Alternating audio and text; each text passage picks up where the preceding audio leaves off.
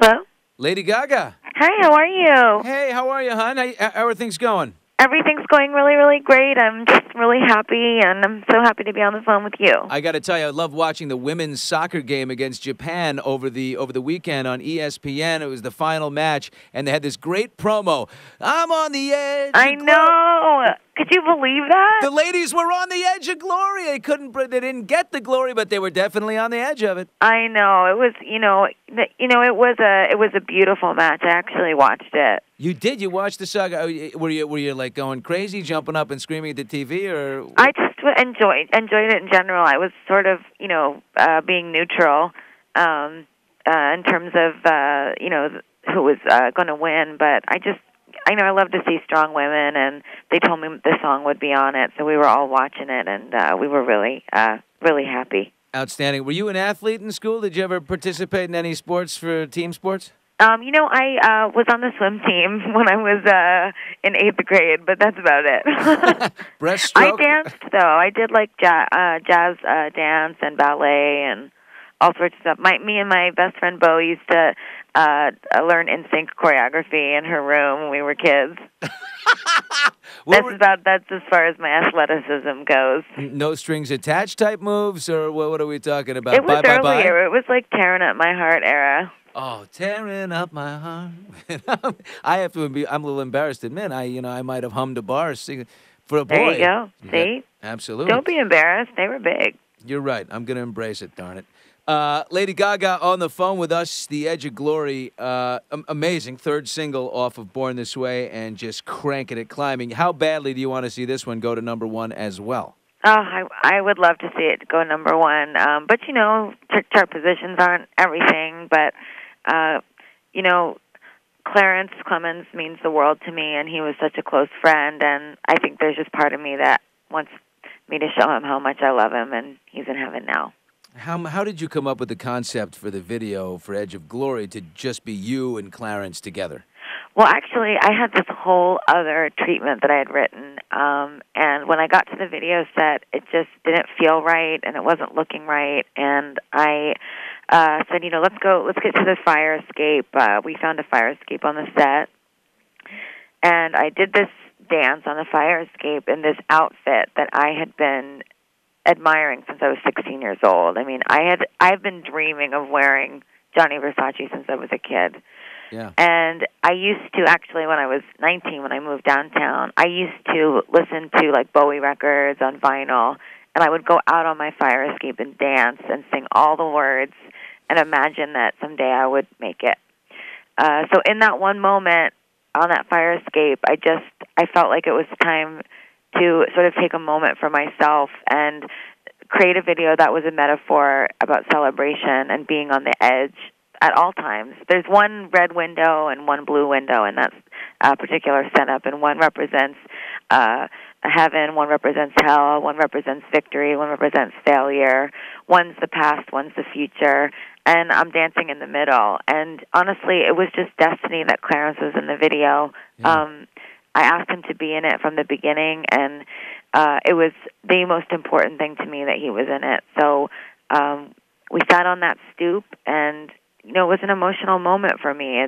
I've been admiring Clarence and Bruce Springsteen since I was a kid, and to be on a New York stoop with one of your legend icons, that was for me a glorious moment. And we spent hours and hours together talking, and I'll never forget it. He changed my life forever. What did you get from him? Because here's a guy's long life, long career, been there, done that. Did you get some kind of solace or sort of like that fatherly feeling from him to make? Yeah, it was totally fatherly. It was totally like makes you feel calm. Like I felt like his little girl, and the way that we talked, and he's just a really spiritual and beautiful person, and and it's also hard for me because even though he played on the Edge of Glory, he's really not my sax player. He was Bruce's sax player, and right. Bruce could, he told every story of his life with that man, and my respect for the two of them is just so beyond anything I could explain. So just being near him and seeing what a beautiful person that he is. It really changed my life. And I'll say this, having met so many different people, sometimes you meet people that you've admired since you were a kid, and they're awful, and they're not nice, and they're not kind, and they're nothing like you imagined in your head. But every once in a while, you meet someone that is as much of a superstar on the inside as they are on the outside, and that is Clarence. Hey, Lady Gaga, your Emmy nominations for the HBO Monster Ball tour, all the stuff you did with HBO. Let me be the first to congratulate you. Thank you so much. Thank you. I'm so happy. Are you going to the Emmys? Yes, of course I'm going. Are you kidding? I'm going to get all dressed up and go to those Emmys, whether I win or lose. I'm putting a dress on. When you say I'm going to get all dressed up, you can go all kinds of places. Have you even begun? What is the operation like? Is there a department or a group within your team that says, "Oh boy, we got to get our wheels spinning on the Emmys now"? Well, the House of Gaga is just my friends and we travel the world. Making stuff and planning performances and things. We haven't really talked about the Emmys yet. To be honest, we just all cried so hard and held each other. Lorianne Gibson, who has been, my choreographer and a creative director with me for some time now, she directed that whole special, and that was her directorial, really her big directorial debut. Wow. And I knew that she should shoot it because it was her choreography, and I knew that nobody was going to be able to shoot me the way that she could because she's known me since I was dancing on bars, go-go dancing. And I just knew that she would capture not just the show, but the spirit of who I am as a performer. And, there was so much shit wrong with the show when it first started. When we did the theater tour, it was a mess and things were falling apart. And then even when we did the arena version, there were so many problems in the beginning, and we had to put it together so quickly. So there was this moment of us all kind of looking at each other and going, "Oh my God, our little show, our little baby Monster Ball show got so big and now has 5 Emmy nominations." It really means so much, and without the fans, that show never would have become what it did. Do you still feel like you're on the edge of glory, or when are you going to? Every song practically goes to #1. I mean, it's an incredible string of #1s. The Monster Ball tour, a gigantic success. A new tour coming out. There's Emmy nominations, all kinds of these things. When do you allow yourself to feel like I might be in the glory right now, not on the edge? I don't think I'll ever feel that way, and that's really what that song's about. Is never worrying about the glory. Just be on the edge and dance right there in the middle, because in that glorious moment, right before you cross over, that's when you're going to acknowledge that you won at life. And for me, it's not about the chart positions anymore. What I wanted to do was sell records. I want to sell albums. I wrote, I produced an album. And my favorite thing about what's happened with Born This Way, besides the fact that the fans love it, it's been the fact that we're selling records. And to sell in 6 weeks over 5 million albums worldwide, that is the most important thing to me, because what I wanted to do was revive the culture of the industry and still be true to myself as an artist. And I can't thank the fans enough for sticking by me and supporting my artistic evolution. And I'm just gonna give them the best show on earth. Anything you can reveal about the new tour specifically, when it'll start, or? It'll be next year, at the top of the year. Okay. And I'll just say that I know exactly what it's going to look like, exactly what it's going to feel like, down to the fingernail of that show, and all I got to do is build it. Will Yu the Mermaid be part of the show? Yu, I don't know if she'll be part of the show, but Yu will be in the next music video, which I'm shooting this week. Now when did you fall for Mermaids? Because, by the way, the lady who made the whole Twilight series, the woman who wrote, Stephanie Meyers, her whole new thing after Twilight, she's moved from vampires to mermaids. A lot of people are into mermaids. When did you sort of make a connection with mermaids? Well, when I first started working on the record, I sort of began this obsession with mythical creatures, which is why I got the unicorn tattoo on my thigh before the VMAs last year. Okay.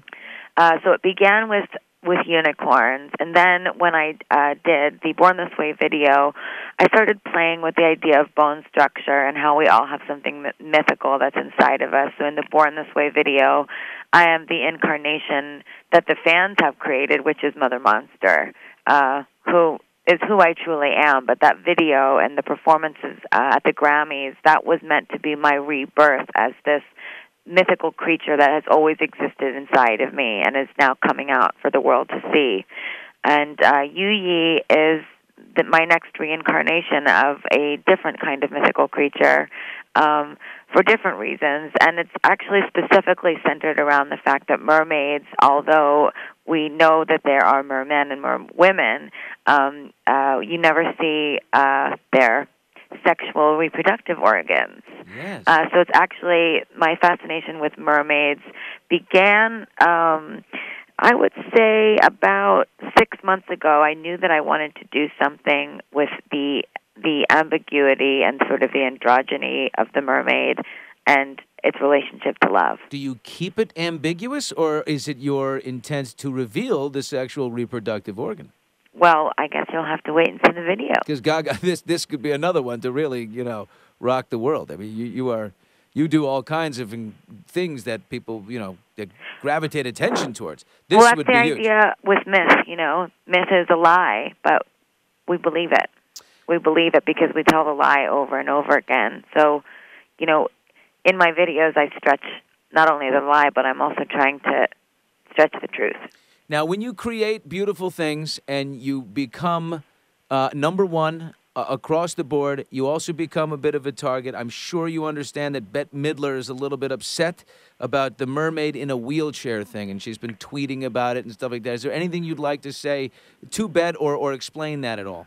I had no idea that she did that, and I'm a huge Bette Midler fan, so, but I'm really happy that she did, and I'm really happy now that I guess I was able to tribute her.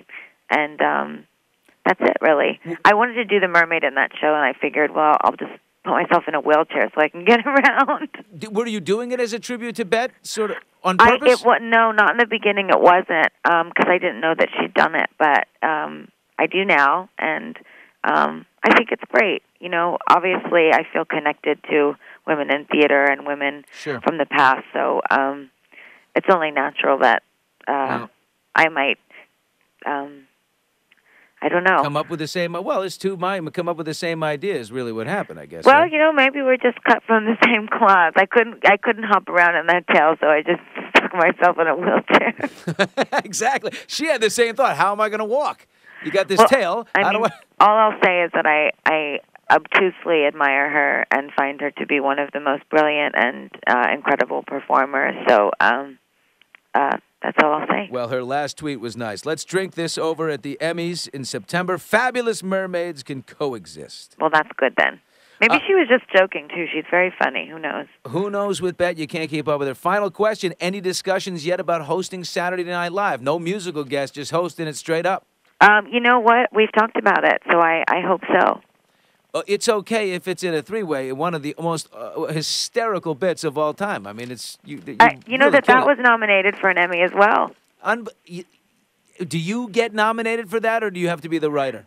I wasn't the writer on it, so it's not my nomination, but I'm still very proud and happy for Justin and Andy, and they were so incredible to work with. And my only contribution was that when they did the helicopter dick segment, I said, wow.